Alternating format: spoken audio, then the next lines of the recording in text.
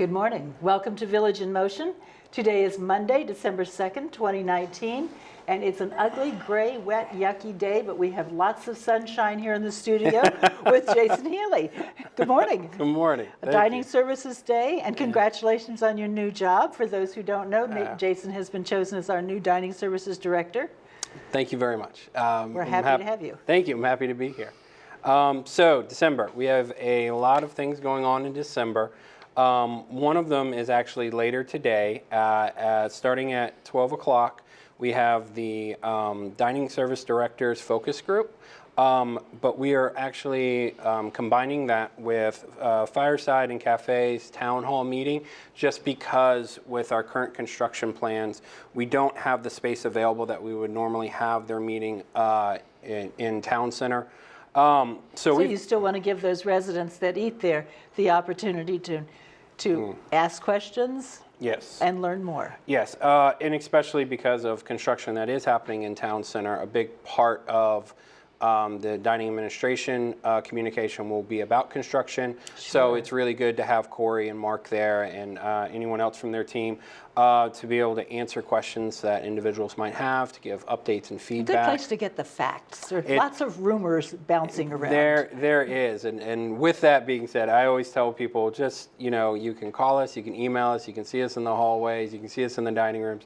Just ask us directly.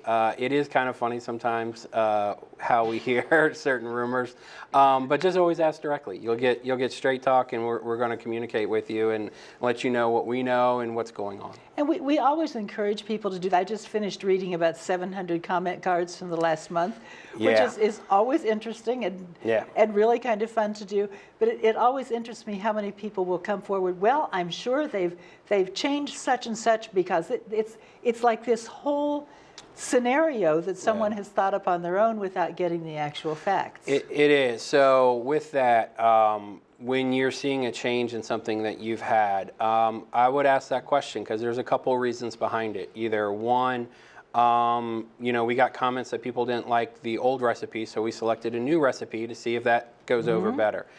Sometimes if it's an actual product that we buy, we do a really good job. We have a good relationship with our purveyors, but just like any store, sometimes when we place our food order, if they don't have a particular brand or product, they will give us the option of taking a substitution or taking it off. Typically, we found with residents, it's usually better for us to take a substitution product, and sometimes that doesn't mean it's a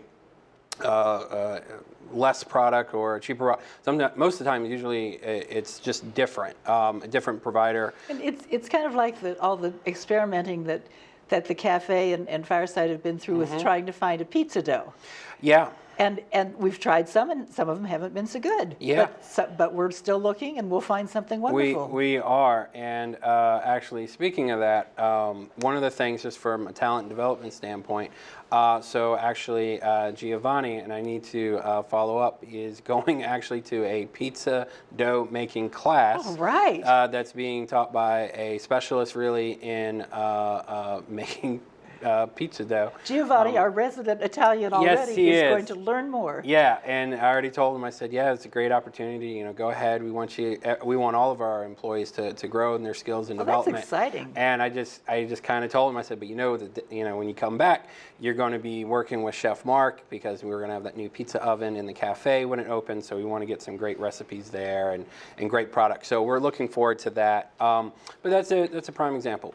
There is a trial and error where we found that a lot when we were kind of combining menus with Fireside and Jefferson, right?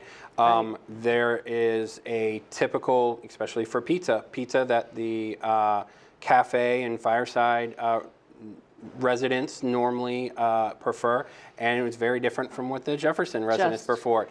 100 yards apart. Yeah, but people kind of find their preference and get used to it. So we always try to be accommodating with that. And like you said, sometimes it is a trial and error. Right. And that's where the feedback really is helpful for us to know, okay, this is working or this isn't. Okay. So back to events. So yes. while we're talking about these events, I want to hold up where we're getting this event information is the Dining Services calendar that is published every month and available in all of our dining rooms. So stop and pick one up and you'll know what's going on throughout the month. Yes, yes you will. With that, starting Monday the 9th, you can order in our stores. We're starting our Christmas dessert sale. So we have a bunch of different pastries and pies and cookies and stuff you can buy for the holiday season. Can I read some of them? Yes, you can. Okay, these sound good. Now the point of this is not for us to eat. The point of this is someone has invited you to their home and you say, oh, well, let me bring a little something for dessert. So you order this, you bring it back to your apartment, you put it on your nice plate, and you take it and say, oh, yes, I just whipped this up. That's the whole point, right? So we could have gingerbread boys, 2 different kinds of cookies, a Christmas decorated red velvet cupcakes. That sounds lovely. Peppermint candy cupcakes. I haven't seen that one before. That may be new. Yeah. A premier ginger snap cheesecake, bananas Foster cheesecake. We have an eggnog layer cake, a Smith Island cake, and a gingerbread cupcake, crumb cake.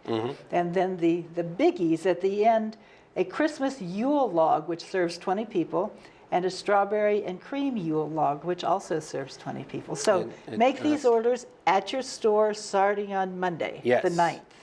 And just so you know, I bought one of those 20-person Yule logs last year. And I had dinner with 16 people. And there was no leftovers. So they loved it. Yeah. So it will feed 20, but it also feeds a little bit less depending on how big you cut the pieces. Oh, that's a good point. Yeah. So speaking of cake, on the 11th, we'll be celebrating December birthdays during lunch and dinner service in all of our dining rooms. So please come out and enjoy some cake. Good.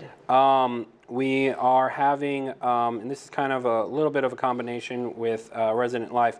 So it's National Ugly Christmas Sweater Day on the 20th. So please, if you have one, wear it out. And they will be doing photos in the lobbies. We're also going to be doing our lobby treats on that day. Oh, good. We will have hot chocolate and cookies to go with our ugly sweaters. Well, that sounds good. That's worth digging out the ugly sweater and putting it on. It is. It is. Good. That'll be fun. We have Hanukkah, which is starting on the 22nd. So we will have some different food specials available within our dining rooms. Okay, that's good. Yeah. Is throughout Hanukkah or just that night? We typically have it throughout Hanukkah. Okay. And Hanukkah and Christmas season really overlap this year. Yes, they do. Okay. And then on the 25th, we will have modified hours and a special Christmas menu for that day. And just a reminder, we had some residents ask, so when we have modified hours and we are putting signs up afterwards, I think for some of our newer residents, those are the only hours of operation that day. So some people were thinking, oh, this is when the special meal is, but I can come later that night for dinner. Oh, I hadn't thought about that. Yeah, so, and I think that's a big part of communication you're going to see out of dining services. With, so many times we're used to talking with our residents, and especially the feedback we get are usually from residents who have lived here for a while. And because of that, we sometimes forget, not everyone knew what night on the town was, it being an anniversary. So that was a good example. So really, so some residents might see communication coming out in 2020 and go, well, everyone knows that. But they don't. Nah, they don't. So we want to make sure that we're communicating that and we're getting that information to everyone. We want to make our new residents feel welcome. Absolutely. Right. And then on, it's not on this calendar, but on New Year's Day, we have modified hours as well, and we'll have special menus for that. One of the other things that I did want to talk about is this upcoming Saturday, the BCT is... And BCT is? Building Community Trust. And it's a committee that is made up of employees and residents. And one of the things that we are going to be doing, and it's kind of a focus that the committee has, but I think us as an overall community is trying to work, is how do we have a one-team approach with our residents and our staff members. And so this is a Santa's Holiday Workshop, and we have different time slots available. 12:30, 1:30, 2:30, and 3:30. So if any of you have probably great-grandchildren, grandchildren or great-grandchildren in the age range of what? So we're really looking for children ages 12 and under. Okay. And then they need to be the grandchild or great-grandchild of a resident. And then you need to actually RSVP. No walk-ins are allowed. Okay. So please call Nahid, who's the administrative in the dining assistant. services office. And that's 604-4200. And actually today is the cutoff day. Okay. So we've had a great turnout so far of staff and residents, but we do still have some spots available. Have some slots left. So we want to make sure we fill it. And it's going to be a great day. It's about an hour where there's different activities, crafts that the children can make. There's obviously the photo with Santa. There'll be cookies and milk. And it should be a great time. Good. And also, too, if you are interested in volunteering, we have a lot of volunteers already, but we're always looking for more. You need a lot of herders. We do. So if you are interested in that, I would call Nahid as well at 604-4200. As you mentioned the telephone number, that brings up something. A lady said to me the other day, she said, I don't know how to call the dining rooms to make I dialed this, 703-604, and I think we do have a lot of residents that don't understand that if a number is listed with a 604 prefix, you don't need an area code. That's correct. So it's kind of two different sets of numbers that are out there, but these are in-house numbers, and you just start with the 604. Yes. So that's the way to reach Nahid. Yes. Who's a very busy lady. She is. She is. Right. So the only other thing, we have 2 minutes left. I want to encourage people again, after having read all these comment cards, that it still troubles me when somebody says, well, I had a problem with my meal last night and this and this and this and this. And we want to encourage people, if you're sitting at the table eating your meal and there's a problem, call a manager. Absolutely. And in the dining rooms, you'll actually see little boards that have manager on duty. So, and that's one of the things that we talk about a lot. Just because if the general manager is off that day or if they're handling a problem somewhere else, we have great assistant general managers. We have great supervisors. We and I think you've seen it this year and you're going to see it more next year, our executive chefs are going to be in the dining rooms. Our sous chefs are going to be in the dining rooms. And we look at our management as anyone on our management team can make a decision and help you out. And they're really good at saying if it's something that they don't know or they're not comfortable with, it's a learning lesson for them, they'll stop and go get the person that they need to. But you've started the process. Yes. Because we can't fix something in the past. We can even fix something in the present. Right. So reporting it and have somebody read it much later is not going to help. Yeah, I mean, information is always good, but yeah, the more current information is, the better and the more we can react to it. And if there's a problem with food, I'm sure they want to get it out of there. There is. Yeah. And that happens. We feed 2,000 people every day. Yeah. Things can go wrong. With food, I guess I'll do a quick little segment on us. So a lot of people probably know that romaine was recalled. Yes. So it was out of stores and things of that nature. At no point in time did we have any romaine on our campus that came from infected areas. Good. We have great tracking. We know from the farm to the table exactly where and how our food is processed and how we get it.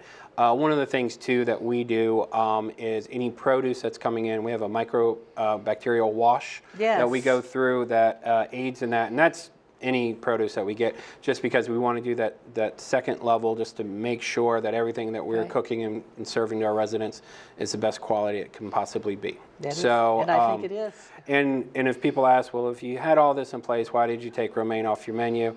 A lot of that is all the information we had currently, we were good, but sometimes new information comes out and we rather place it safe and then risk getting someone ill. Yeah. Right. We don't want that to happen. Correct. We're out of time. Thank you for coming today. Thank you so much. Have a good rest of your week. All right, you too. We'll look forward to seeing you next time. All right, see you then. Okay.